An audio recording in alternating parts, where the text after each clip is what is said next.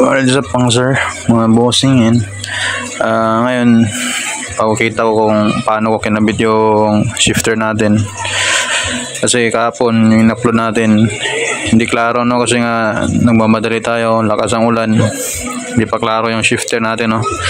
Kaya ito po yung gamit natin no. So nag-comment doon sa Facebook page natin na hindi daw tayo nagsabi ng totoo kasi pang sniper na yung gamit natin.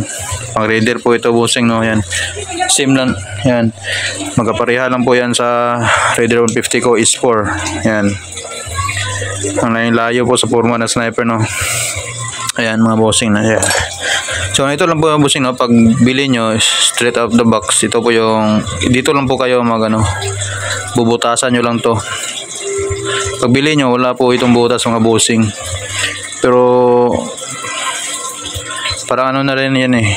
Kumbaga nilagyan na ni RCB ng butasan dito, kung depende na lang no. Kasi naka-design ata yan sa Raider 150 na parang ganito din no, para lagyan ng nut. Depende na lang talaga sa bumili no, kung ano yung gusto niya no. Ito pagbili nyo wala po itong butas mga sir no. Yan, binutasan ko na lang. Kung may drill kayo pwede naman kayo lang kasi madali lang naman yan. Kung wala, punta lang kayo sa malapit na shop sa inyo, pabutasan nyo lang to. Same nun din sa kabila no.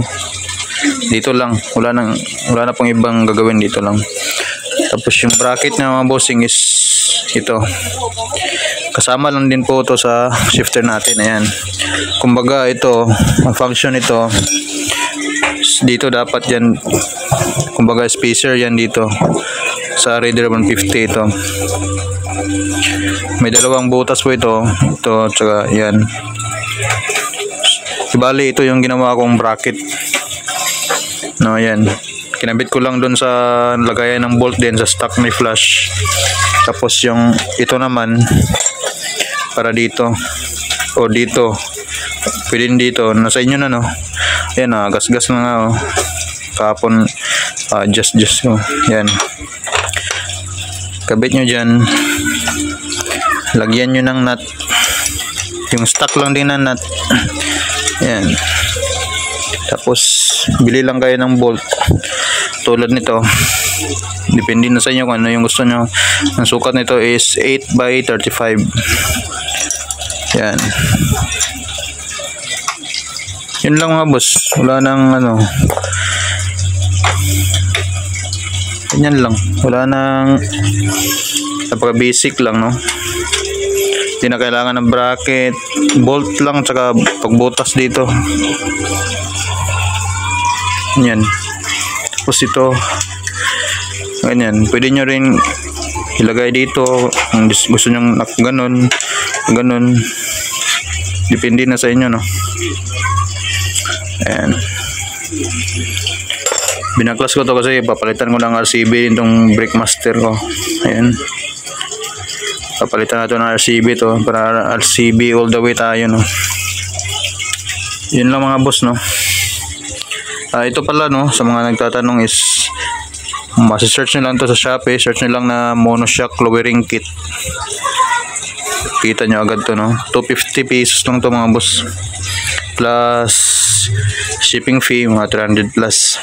Pwede din to pang ano, pang lift up or pa lower, depende sa inyo yan. Yun lang mga boss no.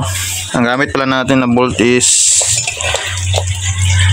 sa shifter natin is 8x30 and 8x35 flower type tsaka mushroom type. Ito mushroom type yan.